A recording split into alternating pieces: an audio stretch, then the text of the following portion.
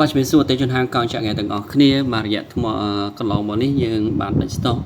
សម្រាប់ទូ Expert បាទឥឡូវនេះមកដល់ថ្មីហើយសម្រាប់ទូក៏ដូចជាកង់យើងបានរៀបចំជាកង់ហើយ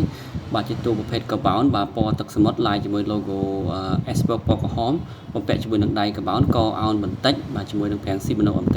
200បាទជាមួយនឹង Boom Exfusion បាទ brand របស់អាមេរិកជាមួយនឹងក្នុង Cruiser Tubelessបំពាក់មកជាមួយដុំក Cruiser ដែរហើយសបកយើងប្រើសបក Maxxis Rain Converse បាទជាប្រភេទសបកអាចចាក់កៅបានខ្នងក៏អាចចាក់កៅបានដែរបាទសម្រាប់កែបយើងផ្ដល់ជូននូវកែប Specialized Original ជាមួយនឹងដងកែប Reno Compound បាទបំហុំ 30.9 បាទហើយជង្គង់យើងប្រើជង្គង់ Godex បាទប្រភេទ